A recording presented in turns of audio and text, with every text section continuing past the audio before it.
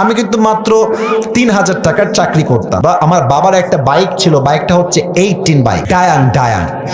এত ঝাংড়ি বাইক আমি জন্মেও দেখি নাই।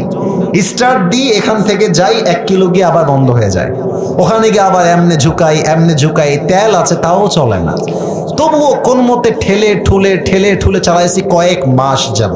আচ্ছা, একটা পর্যায়ে গিয়ে এমন একটা অবস্থা হলো আমার পকেটের, যে তেল যে ভরবো বাইকে ওই টাকা আমার পকেটে নাই। তা আব্বাকে বললাম, আব্বা मैं माफी भी मांगता हूँ, दुआ भी मांगता हूँ, আমার দ্বারা এই বাইক আর চলবে না, তোমার বাইক তুমিই রাখো। তা আব্বা বললো, কি করব বাইকটা, আমার পায়ে তো ব্যথা, আমি তো হার্টের রোগী, এটা কি সেল করে দিব? বললাম, বিক্রি করে দাও, আমি এটা বিক্রি করে সাইকেল কিনবো, সাইকেলের চাইতে ভালো হবে আমার জন্য। তো যাই হোক, বাইকটা বিক্রি করব ভাব, মানে এটা এইভাবে কখনো আমি আগে কোনো মাহফিলে বলি নাই, এতটা ব্যাখ্যা দিয়ে বলি নাই, আজকে বলছি বাইকটা বিক্রি করে দিব অভাবের জন্য। বাট বিশ্বাস করেন সেই সময়টা প্রতিদিন তাহাজ্জুদ পড়তাম, প্রতিদিন আল্লাহকে বলতাম যে আল্লাহ তুমি আমাকে কবুল করো, আমার চেষ্টা কবুল করো। আর আমি দুইজনের ওয়াজ খুব বেশি শুনতাম, এক আজহারের ওয়াজ শুনতাম খুব বেশি, আর একজন আমি আল্লামা দেলোয়ার হোসেন সাঈদীর ওয়াজ খুব বেশি শুনতাম সেই সময়ের কথা। It has been 3 years or maybe 4 years back, 3 বা 4 বছর আগের কথা। তো হঠাৎ করে আমি একদিন জুমার খুতবা দিলাম, আমি আবার বলছি এই কথা কিন্তু আমি কখনো কোথাও আপনার শোনেন নাই, আমি আজকেই বলছি। তো জুমার খুতবা দিলাম, আমি প্রায় 1 বছর যাবৎ জুমার খুতবা দেই, ভিডিও আপলোড হয়, কিন্তু কখনো কোনো রেসপন্স আসে না, আই মিন কেউ দেখে না ভিডিও। এই 10টা-20টা লাইক পড়ে, 2-1জন কমেন্ট করে মাশাআল্লাহ, আমি তাতেই খুশি, আলহামদুলিল্লাহ, 2-1জন দেখলে আমার জন্য এনাফ বা আমার খুশি কারণ হয়ে যাবে। তো আমার মনে আছে হঠাৎ করে একটা ভিডিও আপলোড হলো আমাকে নিয়ে, মাশাআল্লাহ ভিডিওর টপিক খুব ভালো ছিল, লাখ লাখ রিচ হয়ে গেল, একদিনেই মনে করেন যে 10-20 লাখ মানুষ দেখে ফেললো সেই ওয়াজটা। পরে মিডিয়ার থেকে আমাকে কল দেওয়া হলো যে আপনি জুমা পড়ান কোথায়, আমরা আপনার ভিডিও রেকর্ড করব। তো অনেক বড় একটা মিডিয়া আমাকে বললো যে আপনার ভিডিও একটা আপলোড দিব, আপনি ইনশাআল্লাহ অনেক দূর যাবেন, আপনার জন্য অনেক বেশি কাজ আসবে, আপনি কাজ করতে পারবেন আপনার দাওয়াতি ফিল্ডে। তো একটা মাহফিল করলাম, মাহফিলটা ছিল পাবনায়। মাহফিল ছিল কোথায়? পাবনায়। তো পাবনায় গেলাম, আমি হলাম 3 নাম্বার বক্তা, দ্বিতীয় বক্তা না, 3 নাম্বার। তো আমাকে যখন ওয়াজে দেওয়া হলো, দ্বিতীয় বক্তা খুবই রাগ, আমার টাইমটা তাকে কেন দেওয়া হচ্ছে, ওকে তো দিয়ে কাজ হবে না, ওকে নামান, একে দিয়ে কাজ হবে না, এটা 3 বছর আগের কথা, বেশি না, 3 বা 4 বছর আগের কথা। তো আমি ওয়াজ শুরু করলাম, কি বলবো, নিজের কথা বলছি না বা এটা আল্লাহর রহমত বলছি বলতে পারেন, আমি আধা ঘন্টা ওয়াজ করেছি, প্রত্যেকটা যুবক, আমি নেমে গেছি ওরা উঠে গেছে, মানে এই হুজুরকে আমরা ছাড়বো না, নেমে গেলাম, সেটা আপলোড হলো ইউটিউবে। হঠাৎ করে একদিন আমার বাসা ছিল রাজশাহীতে, রাজশাহীর আমাদের মেইন শহরে বাসা, আমার আব্বা জুমার খতিব এবং আমার আব্বা একটা মাদ্রাসার প্রিন্সিপাল। তো আমি বাইপাস দিয়ে যাচ্ছি বাইক নিয়ে, ভাই আমার কাছে কিছুই নাই, বিশ্বাস করে না আছে টাকা, আর আমার 2টা সাদা পাঞ্জাবি ছিল, আর আমি যেই জুমার খুতবা দিতাম, জুব্বা যে পরবো, জুব্বাও ছিল না ভালো, আমার বন্ধু থেকে জুব্বা ধার নিয়ে আসতাম যে বন্ধু দে, জুব্বাটা পরে মাহফিল করব বা একটু দোয়া করব, এই ওয়াজ হবে, আবার তোকে জুব্বা দিয়ে যাব। তো আমি এই অবস্থায় মাহফিলের জন্য বা রাস্তা দিয়ে হাঁটতেছি, তো হঠাৎ করে আমার কাছে একটা কল আসলো, বললো আপনি কি আবরারুল হক আসিফ বলছেন?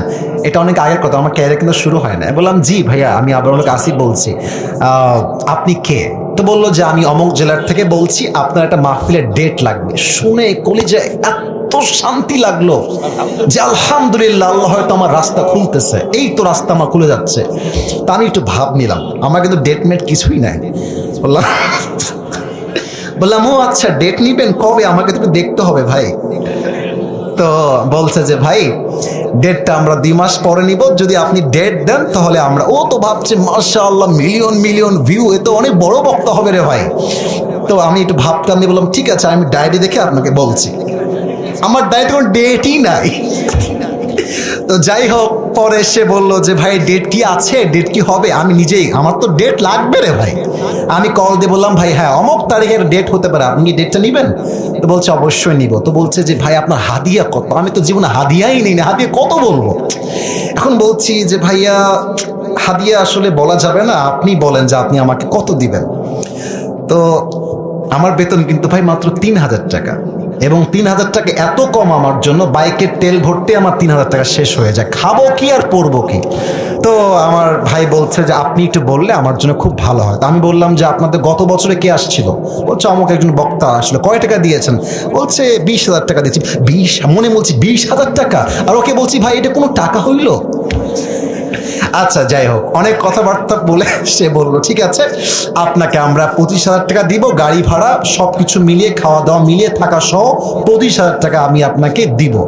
তো বললাম দিব বললেই তো হবে না ভাইজান, আপনাকে তাকে অ্যাডভান্স করতে হবে, না আমি প্রোগ্রামটা কনফার্ম মনে করব কেমন করে?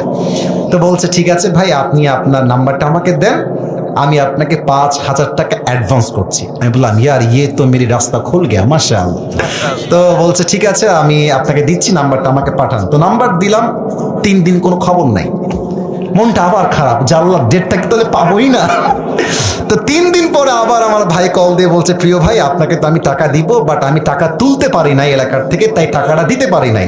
তো মার্শাল্লাহ সবাই আমাকে টাকা দিয়ে দিয়েছে, আপনার নাম্বারে আমি এখনই টাকা পাঠাচ্ছি।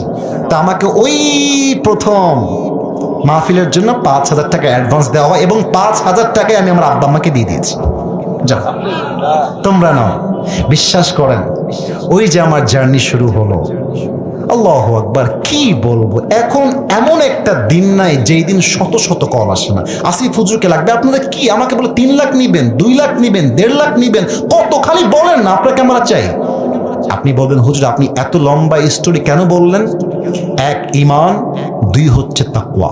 এই 2টা থাকলে বান্দার সফলতাকেও আটকায় রাখতে পারে না, ঠিক কিনা বলে? ওয়ারযুকুহু মিন হাইসু লা ইয়াহতাসিব, তোমার রিজিক আমি এমন জায়গার থেকে দিব তুমি কখনো কল্পনাই করতে পারবে না। আল্লাহু আকবার।